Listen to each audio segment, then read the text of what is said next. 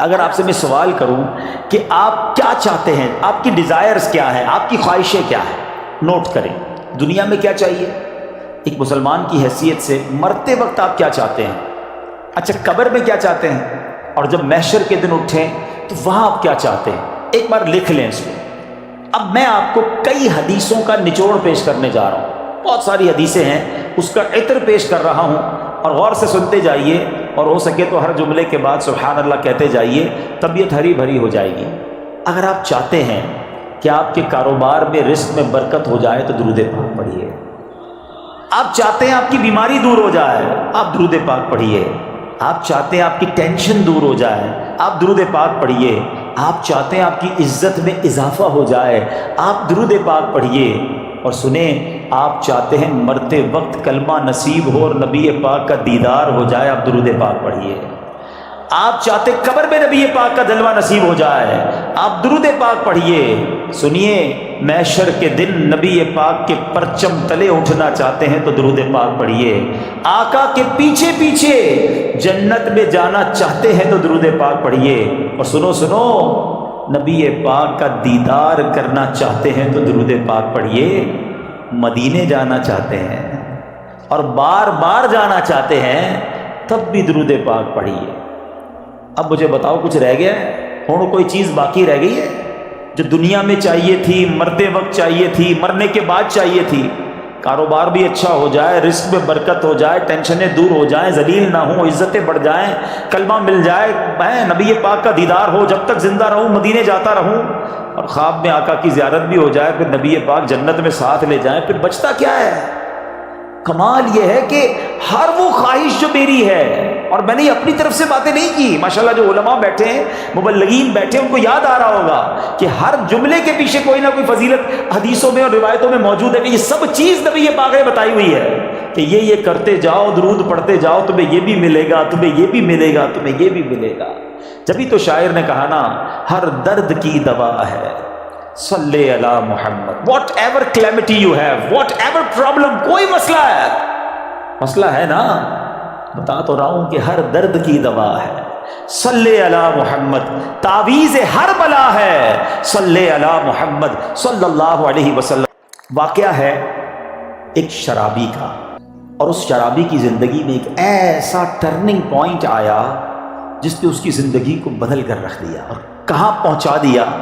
بہت amazing story ہے۔ ماجرا یہ تھا کہ وہ شرابی شراب کے نشے میں دھت کہیں جا رہا تھا، راستے میں ایک کاغذ پر نظر پڑی۔ ماشاءاللہ یہاں قرآن پڑھنے والے، پڑھانے والے، اپنی دکانوں پر بھی ماشاءاللہ مدرسہ لگانے والے موجود ہیں، تو آج قرآن پاک کی صرف ایک آیت کی فضیلت کی میں نے بات کرنی ہے۔ پورے قرآن کی شان تو نرالی ہے، ایک آیت میں کیا کچھ ہے، اس سے اندازہ ہوگا کہ پھر رب کے کلام میں کتنی عظمتیں ہیں۔ تو وہ جو شراب کے نشے میں دھت جا رہے تھے، انہوں نے دیکھا کہ ایک کاغذ کا ٹکڑا پڑا ہے اور اس پر بسم اللہ الرحمن الرحیم لکھا ہوا ہے۔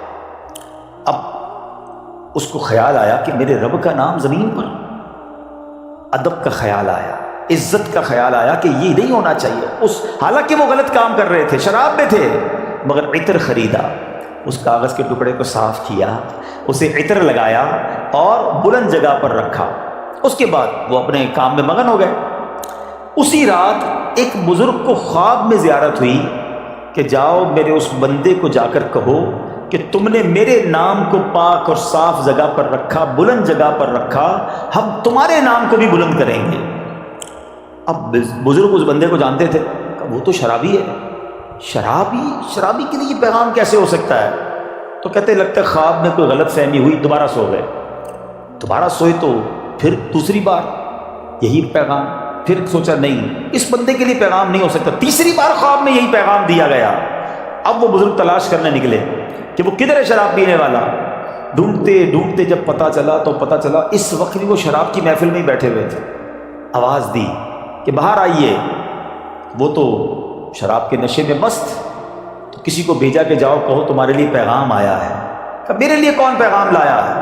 بہرحال پوچھو کس کا پیغام لایا ہو؟ جو بزرگ شراب خانے کے باہر کھڑے تھے نا، کہ اندر جا کر اسے بتا دو اللہ کا پیغام لایا۔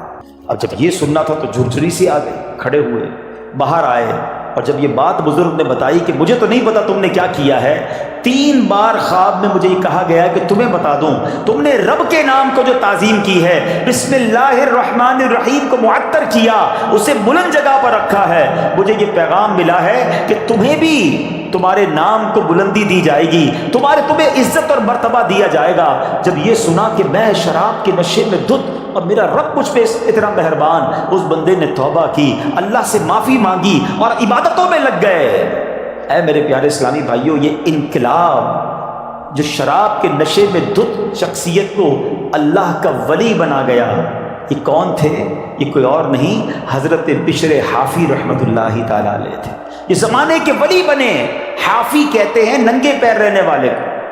آپ معرفت الہی اور اللہ کی یاد میں اتنے گم رہنے لگے کہ آپ چپل ہی نہیں پہنتے تھے، اور کتابوں میں لکھا کہ جب تک حضرت بشر حافی اس شہر میں رہے، کوئی بھی چوپایا جو ہے نا راستے میں گندگی نہیں کرتا تھا، اس ادب کے ساتھ کہ کہیں بشر حافی کے پیر گندے نہ ہو جائیں۔ اور کتابوں میں آتا ہے کہ ایک بار کسی نے دیکھا کہ چوپائے نے گندگی کر دی ہے، تو اس کے مالک نے سمجھ لیا کہ ہو نہ ہو بشر حافی کا انتقال ہو گیا ہے، اور جب معلوم کیا گیا تو ایسا ہی تھا کہ جب وہ زمانے سے وہ دنیا سے چلے گئے، پھر چوپایوں نے راستے کے اندر گندگی کرنا شروع کی۔ یعنی جو اللہ کا ادب کرتا ہے، اللہ کے نام کی تعظیم کرتا ہے، اللہ کی مخلوق جو ہے وہ اس کی تعظیم کرنے لگ جاتی ہے۔ سبحان اللہ۔ تو اے میرے پیارے اسلامی بھائیوں، ادب جو ہے نا وہ بڑی کمال کی شے ہے۔ داتا حضور کی کشف المحجوب پڑھیں تو اس شاندار انداز سے آپ ادب کا درس دیتے ہیں۔ اور یاد رکھیے اسلام میں ادب کا جو ہے نا